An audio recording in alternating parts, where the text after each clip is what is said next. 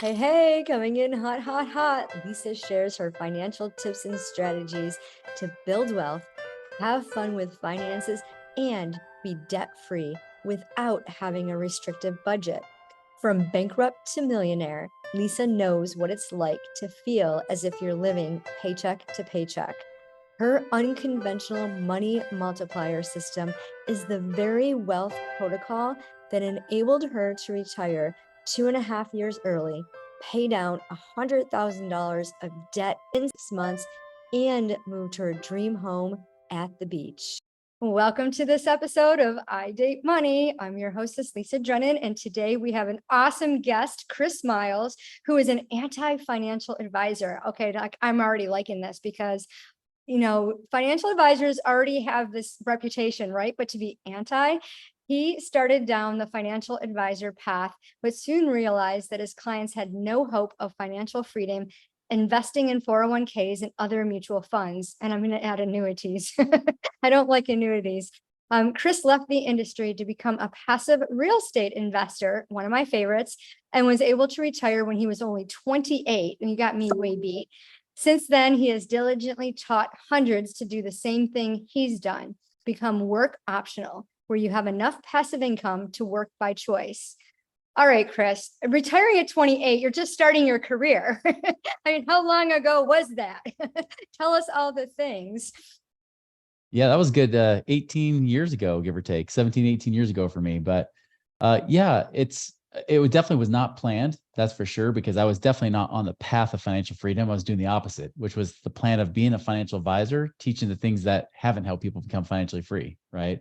Mm-hmm. And that's the thing, like even growing up around money, like money was always a scarce thing. I know you guys talk a lot about that money story, right? It was the same for me. Like I was raised by two different parents. My dad was like the traditional, like, you think about somebody who wants to work for a company for 40 years, stuffs money into his 401ks and all that kind of stuff. He was the saver, while my mom was more the starving artist. She was the entrepreneur and the free spirit. In fact, have you ever seen Bob Ross paint his happy little trees and stuff? She was trained by the same master painter as him. So they were both mentored by the same guy. And so I had two very unique perspectives, but the one thing in common is that it was always about scarcity. There was never enough. You hear phrases like, we can't afford this. What do you think I am, made of money? Money doesn't grow on trees, and all those kind of things. Mm-hmm. And so I, of course, being a kid, and especially as you become a teenager, you don't want to do anything that your parents tell you to do. So I wanted to do the opposite. So I went to college. And then when I went to college, I was actually a sociology major with a triple minor in psychology, ballroom dancing, and Japanese, so kind of a Renaissance man that way. Yeah. But I wanted to become a business consultant. And I figured if I'm going to do that, I should have real business experience, not just an MBA. So I took a sabbatical out of college. I said, all right, I better find some business. And the first one that became interesting to me was becoming a financial advisor. Now, I didn't know at the time that anybody that could pretty much have a heartbeat, clean criminal record, and pass a test with at least 70% can become a financial advisor. I didn't realize that really what you were becoming is a salesman in a suit, right? Mm-hmm. And so I went that path. And again, I liked being an entrepreneur. I stayed dropped out of college. I never finished my degree. And after several years, my dad then asked me, he said, Chris, you're a financial advisor. When are you going to come advise me? And it was like a very humbling experience, because I wasn't expecting that, because he was always the guy that's like, you just do what I say. Now he's saying, hey, help me out. So I sat down with him and he says, all right, Chris, I'm 61 years old. I want to retire. What do I do? And I see that he's got all of his money. He's stuffed his 401ks like every good boy and little girl should do, right? Yeah. He paid off all of his debt. He paid off his house in 18 years. He was so proud of being fully debt free. I mean, he was like Dave Ramsey's older brother, right? Like Dave Ramsey would have looked up to my dad for advice. And the thing is, I said, Dad, I'm going to be honest with you, but if you want to retire right now, you better hope you die in 5 years, because that's how long your money's going to last. All right, Chris, what do I do then? Give me something else. I said, I don't know. You did everything right. You did exactly everything we teach you as financial advisors, and it's just not enough. And that really bugged me. And it bugged me for several weeks.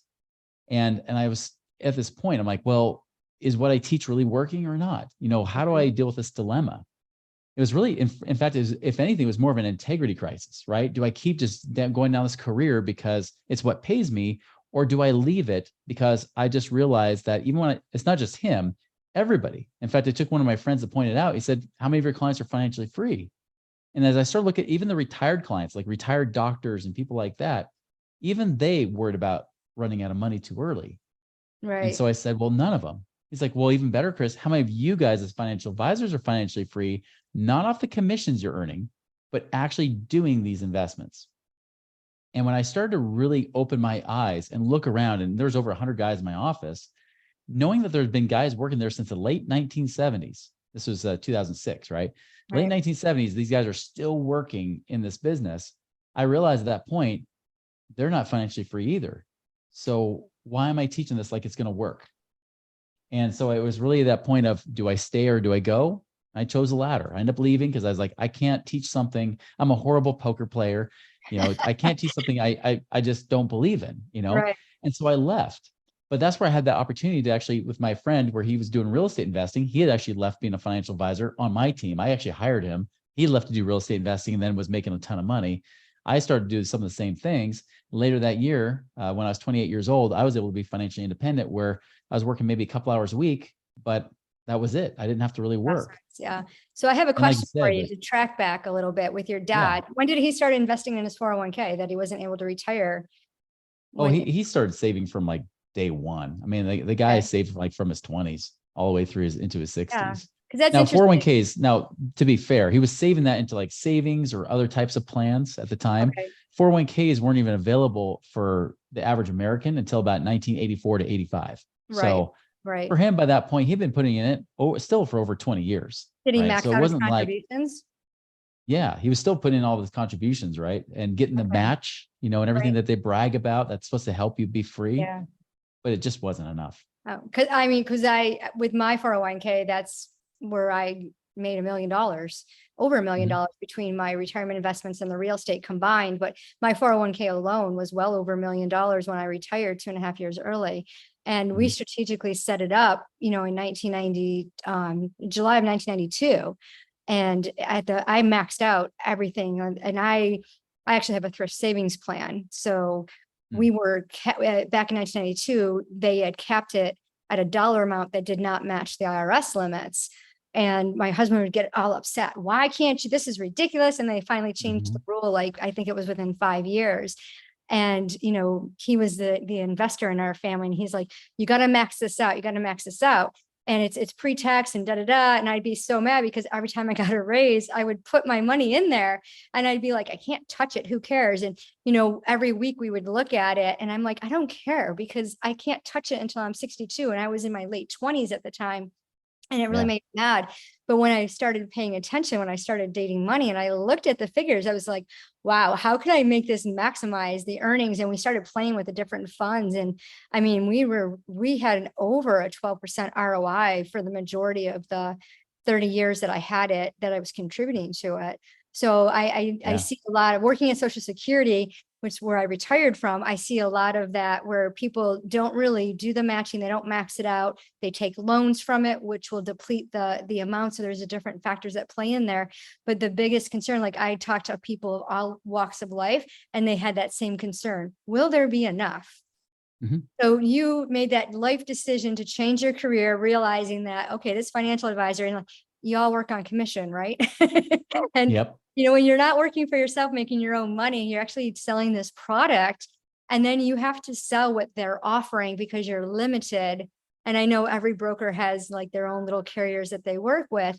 And that's like you said, it's like, why am I doing this? So tell us, Mhm. I was a real estate paralegal. I worked for the bank. So Mhm. I love that part of it. So tell us, you got into investing, but a lot of my clients, a lot of the audience don't understand like the real estate investment. I've had a couple of speakers on here that help people take classes to invest in real estate with no money.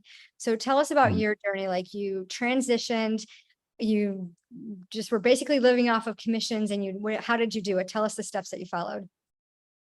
Yeah. So I ended up quitting completely. I became a more of a mortgage broker at the time, Okay. but I found out something kind of interesting. I had a friend that was another friend that was mentoring me, and he said, Chris, do you like doing mortgages? I said, not really doing the paperwork part. I love teaching and I love getting people the results, but I hate the fact that people call me out all hours of the day. The fact that I have to deal with all this paperwork and stuff, like the whole underwriting process, I hated it. He Yeah. said, well, Chris, why don't you find somebody who does like doing that? So what ended up happening is I ended up like firing myself, right? Because I would have people come talk to me about stuff. They just ask financial questions. And I'd say, hey, do you realize you can take the equity from your home and invest it and make more cash flow than the payment on your home and all that kind of stuff, right? And so we start talking about that. They say, great, well, where do we go for a mortgage? I say, well, talk to this guy. And I found a nerd in our office that loves doing paperwork, not so much the guy that's going to, be the one talking to people as much, right? So he would do all the work and then I would get paid checks from that. And then, of course, I started taking my money and instead of focusing on accumulation, right? Because like you talk about 401ks, most people believe in the accumulation theory, which is just that. It's a theory. It's interesting because, like you said, you got a 12% return, but the 401ks don't get that typically. In fact, if you look at the real results, I mean, even the S&P 500 for the last 30 years has only had an actual yield of 7.7%. That's even up to date as of now. But the funds that you pick from a 401k, if you're not doing like a self-directed, like you were talking about doing, the typical funds that people buy, like in Fidelity, what's ironic is that they're about 2% underperforming the market right now. So if you have those like target date 2050 type of funds, they're actually doing over 2% worse. That's before the 0.75% fee comes out, which comes out of those funds. So in reality, you're making almost 3% less. I mean, you do the math and you find out, wait a minute, I'm lucky to make 5% a year. And even if you get the match with the compounding over time, it only adds about 2 or 3% a year at most. If you max fund it, 1 to 2% a year. So you're likely to get 6 or 7% a year in a 401k, which is pretty much what about inflation is. So if you save 20,000 a year max funding, you end up walking away after inflation with about 20,000 a year lifestyle doing that, unless you do it different, right? You got to get outside that space. And that's what for me was the big aha, was it wasn't about accumulating the money, hoping to live on less than the interest, that 3%. The 4% rule is dead. It was dead like 20 years ago when we were teaching it, and it's been debunked so many times. Now people can only live on 3% if they want to last. And if you're trying to retire early, like I did, you can only live on 2% and hope to not run out of money in mutual funds. Right. So you do the math, you got to have like 30 to 50 times that number and then factor in inflation and everything else. It's a hard, pretty much impossible number to hit. So you need alternative investments that focus on cash flow, actual income coming in. And that was the big aha for me, is that, wait a minute, I could take $100,000. If I make 1% a month, I make $1,000 a month, as opposed to $100,000 living on 3% in a retirement account. I live on $3,000 a year, right? Or $250 a month. And then I got taxed on it. Or as you said, even worse, if you try to do it early, you get taxed and then penalized on it, right? So then you have like this extra, 10% penalty on top of your taxes.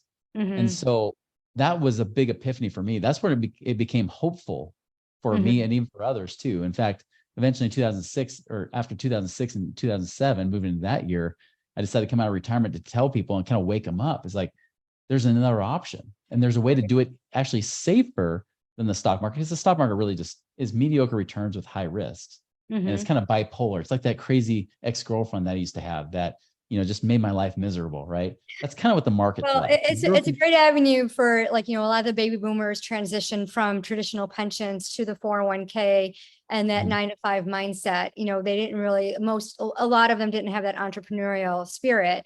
So for the workers that are 9 to 5, it's a great avenue. And most Americans don't know how to save. And unless they take it away from them, this is the only nest egg they have. And as they came in through the Social Security Administration, we'd have people thinking Social Security was their main income for retirement. It's like, no, this is meant to supplement your income, not be your income. And people would be in tears at my desk thinking, what have I done? I can't stop working. I'm 62. I got to work till I'm 70 or 80 or, and then when the Obamacare came in, then they were all like, I got to work to cover health insurance. I can't afford health insurance for my retirement. And so there was always a scarcity mindset of, I can't stop because this is going to happen. But if you can build up that nest egg, that portfolio that's diversified and have these multiple income streams coming in, you get to do what you want to. You don't have to do anything. And real estate is one of the best investments, especially when you do it right. So tell us more about that. Yeah, you're absolutely right. And it's interesting too, because you have to the thing that was a nail in the coffin for me was the statistics, right? It's like, let's look at the proof. Like real estate investing, the one thing you'll see with millionaires in common, they have real estate.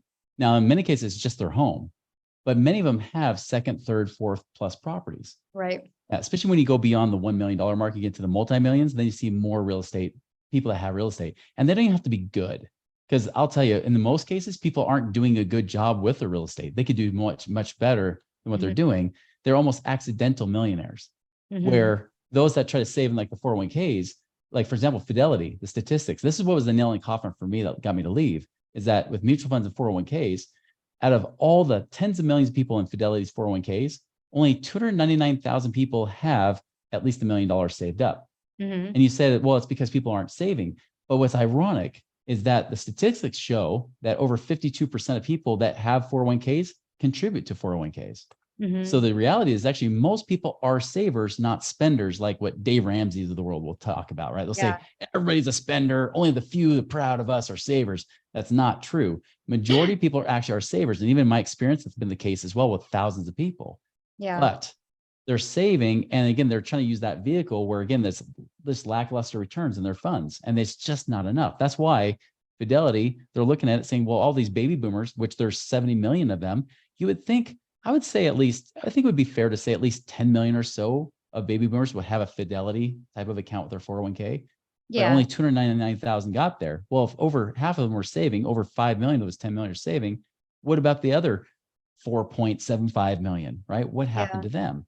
And that's just because it's not enough. And by the way, even those that did get over $1 million, 35% of millionaires, like 401k millionaires, actually believe that it'll take a miracle for them to retire, because they did the math. They said, well, 3% of $1 million is only 30,000 a year. That's not enough. I need Social Security, right?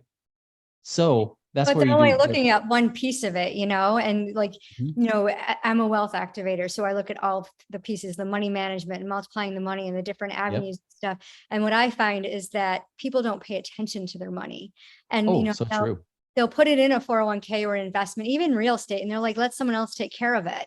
What do you mean you're Hmm. taking care of your own money? Oh, my financial Yeah. guy is that. Okay, well, I hope you know what your financial guy is doing. I mean, I had a financial advisor for 30 years. And when I retired, we had that conversation about what to do with my thrift Mhm. savings plan. And I didn't like his answer. I'm like, I'm not doing that. I knew it wasn't what I wanted to do. And I knew I had other options, but you work with somebody for so long and you build up this trust, but they don't always give the best advice because, at the end of the day, it's all about commission, right? It's not about our best Yeah, interest. And what I found, that's right. even with, people I worked with, they were borrowing from their self all the time. I call it stealing from Mhm. yourself. You're stealing from your future. So do you really Right. want to retire? Because if you really want to retire, you're going to make that plan. You're going to change that mindset that says, oh, well, I got, $150,000 in my 401k after working for 3 years. I'm going to borrow Mhm. 50,000 and I'm going to go buy a house. Why Right. would you do that? No. Yeah. Why would Especially you if do it's not intentional, right? Because that's the exactly? difference between you and a lot of people, is that you're being Yeah. more conscious with your money, right? Yeah. You're being more intentional with Well, it. and that's what we And want. We want people to be yeah. conscious with their money and make those. I mean, like you had a thought process that said, why am I doing this? Like, what is Uh-huh. the why? And you're spending a lot of time and energy. And, my son was a junior financial advisor and, he did not like the way the industry was. So he got out really quick. Yeah. And when you think about it, when we're earning commission. So a lot of times when we hear real estate, we think, oh, the agents and the brokers making the commission, back in New York, they charge what, 7% for the exchange for the buying and selling. So how does an Yeah. investor make money off of this? If they wanted to invest in multiple properties, what would their first step be? First step is you got to get educated, obviously, because it's not all things are created equal. For example, I live in the western half of the United States. Over here, when I get clients, especially from California and things like that, like they'll have a lot of money and they'll say, "Oh, but isn't real estate horrible?" Well, yeah, in California it is. Yeah. Don't you dare buy in your backyard. Most people think you have to buy investments in your own backyard. So when Mhm. people, like you said, they might borrow 50,000 for the 401k to then go and put into a property, it's usually buying a property in their backyard that doesn't cash flow well. Where if I look out east, like the Midwest or Southeast, I can, in some cases, if when I'm selective, make at least a 10% what's called a cash on cash rate of return. Meaning that even after I pay the property manager, because I don't manage the properties myself, I like turnkey real estate personally when I do Right. that kind of strategy. So when you pay the property manager, you pay for your mortgage, taxes, insurance, hopefully not HOA, but they suck. But sometimes you might have HOA fees. But at the end of the day, the profit you get should be about a 10% return of what you're putting in. So if that Right. down payment on that property was 50,000, you better hope that you're making at least 400, bucks a month or so, right? Right. And that's a difference. Like I had a guy named one of our clients. He was actually in California, had a 401k, and he was one of those people that like was very intentional, kind of lucky because he happened to pull his money out of the market in 2000 or right before Y2K hit. So he Yeah. missed Y2K. Then he was back in, but then he moved it out again right before the financial recession hit. So he had a way above average, kind of like you, a way above average return on his 401k. Yeah. And still yet, even though he was one of the highest ranking generals in the military there, he still had $1 million. But of Hmm. course, he met with his financial advisor who says, great, you can live on 30,000 a year. He said, not in California, I'm not. So Exactly. we ended up doing different stuff. So he went and he bought like a few duplexes that were, again, turnkey. So he doesn't manage them. He's hands off on the property, Right. but you're still a steward of them. Right. He also got into like some, more of a, royal mineral rights, royalty type stuff where you Mhm. get paid on the lease of the land that drills oil and gas, but you Yeah. also get paid royalties on it too. So you kind of double dip. Then he did some things with apartment investing as well, where you Hmm. go into what's called a syndication, where you pool your money together with other investors to buy in a particular deal. After all was said and done, that same $1 million that he had in his 401k, now it was being self-directed into an IRA. That same $1 million was now making him $11,000 a month. Yeah. So That's way beautiful. different than 2,500 a month with a 401k that you then have to pay taxes on. So you're lucky to pull out 2,000 a month after that. Now he's Right. getting some of these things that have some tax breaks on them too. So he gets to keep more of that 11,000 a month as well. Yeah. And that's a beautiful way to multiply your money and receive passive income and not have to worry about, yeah, this money's working for me. And then trust the people that you're working with. So is this something that you offered? Do you said you said something about teaching. So is this your offer for your business? That's what you're doing now? You're helping people invest so they can connect with you? Yeah, we actually we're not investment advisors, but what we do is we help them strategize and then connect them with those kind of deals. So we help them strategize, figure out where's the money. Like, how do you get your money out of prison? Because everything with financial advice tells you to lock up your money, lock up an equity in your house, right, where it makes a 0% return, and then really you don't have any freedom until you finally pay off that house, right? Mhm. And even then, you're not free. Like many of our clients find out when they're debt free and they have all this money, they said, "Well, I did everything Dave Ramsey said, and I'm still broke." Right? There's no income coming in. Even locking it up into certain types of retirement plans. Everything gets locked up, like you've realized, and then you can't use it. And so we try to figure out how to get that money out of prison to get that money to work harder for you, so you don't have to work so hard for it. And so Yeah. we help them strategize, figure out where the money is, how to use it, where you can use it. Even if you have 401k money, can you actually invest it in some of these other things, and which investments might be better? Because, for example, there's some investments you would not want to invest with a 401k, where Mhm. others are perfect because there's no tax breaks on those type of investments and whatnot. Even, do you use home equity or not? That's a thing that you have to really understand the person. Are they a good steward of their money or not? Do they put it in safer places, or do they try to gamble with it? Anybody who's a gambler, we just tell them, don't you dare touch that home equity, right? And by the way, we believe low risk creates high returns, not the other way around. Like financial advisors have led you to believe, so you take all the risk while they don't. Right. And then, yeah, we even look at ways like to connect them with deals. So people that we've vetted over the years that have had a great track record, they've been through the ups and downs of the markets, and yet they still consistently always pay their people. Like I have a guy that has a fund, like he makes plenty of money on his real estate package, but he'll just pay a flat like 10 or 11 or 12% a year type of return, Mhm. and just pay people contractually like it's a debt.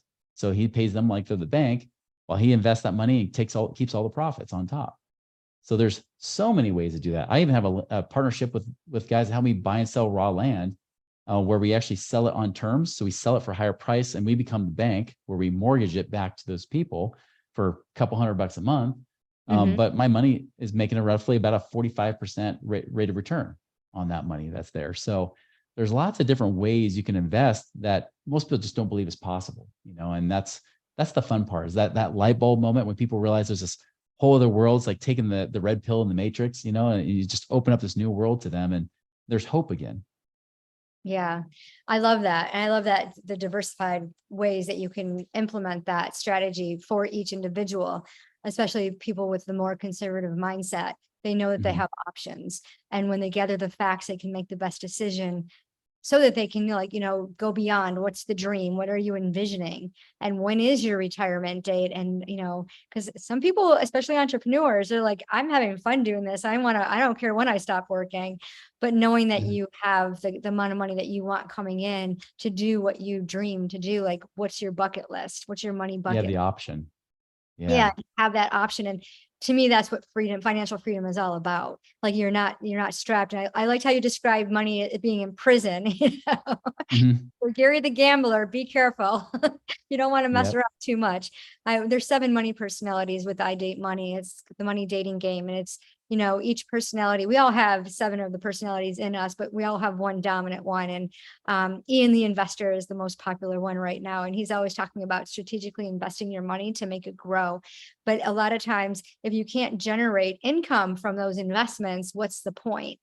And, and Mhm. that's what my mindset was back in my late 20s, early 30s. It's like, okay, what's the point? And I had to keep telling myself, well, I'm going to retire. And if I can retire at 59 and a half or, whatever age it was, thinking I had to work till I was 62, like I didn't have to do anything. And that's what the beauty is. And I find even like you had said, doctors and lawyers retire, so to speak, and they still feel like they don't have enough money. And like, is it taken Yeah. care of? So, well, thank you so much for sharing your expertise with us. What words of wisdom can you give to our audience? I'll just say this, there's always hope, right? Mm. In fact, it's probably easier than you realize it is. I think it's funny because I had this woman in Arizona, she's single, 55, and she's saying, "Hey, I've got 250,000 in my mutual funds, and I want to try to retire, but it seems like it's pretty far fetched because, I want more income." I said, "Well, how much income are you wanting? 2,000 a month, 24,000 a year?" Yeah. And she was a health coach, right? And it's like, you realize all you have to do is you can actually retire this year. I know your financial advisor said it'd be at least 10, 15 years down the road, assuming the market smiles on you, but you could actually retire this year. And she's like, "What? Come on, is that too good to be true?" I'm like, "No, I'm being conservative. 10% is a low number. Like you could do better." I'm like, it's not like it's guaranteed, but it's definitely a lot better than trying to gamble, hoping that stock market smiles on you just when you want to retire, and then it Mhm. goes down. Like what happened to my dad, right? With Y2K and the Great Recession, that was a big hit. And so that's the thing is like, there's so much more hope, so many more options than you realize is available to you. The only reason you don't know about it is because, like you said, financial advisors aren't paid to tell you that. In fact, they will tell you to do something only what pays them, which is throw your money away, set it and forget it, set it there forever, and hopefully someday you have something. And I'm Yeah. just saying there's a better way. And it's so important to be diversified because I don't know if you're familiar with Global Crossings, but back in my hometown, Rochester, New York, that was a strong company for the local phone company. And a lot of people fully funded that 401k with Global Crossing and it went bankrupt and they actually stole from their people. But I had a lady Yeah. that was it was the day before her 62nd birthday and she was all Mm. excited to retire and she lost every single thing that she had in her 401k. And she came into my office and she's like, well, how much money do I get from Social Security? And she was shocked. She's like, and cried. She's like, I'm not gonna be able to retire. She says, 5 days ago, I could have retired as a millionaire. Now I'm broke. I have nothing.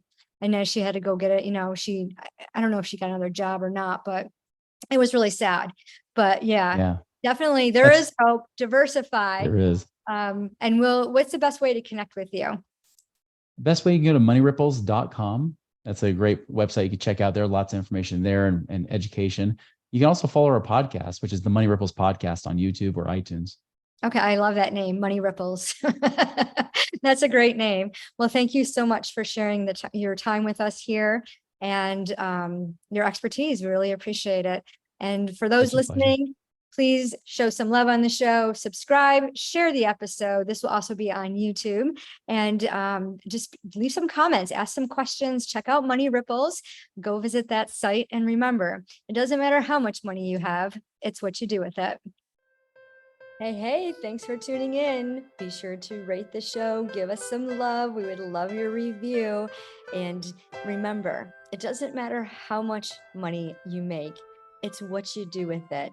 And some words of advice: pay yourself first. Are you ready to partner with money? Go check out the money dating game at idatemoney.com and choose your partner. We hope you always get the date you want.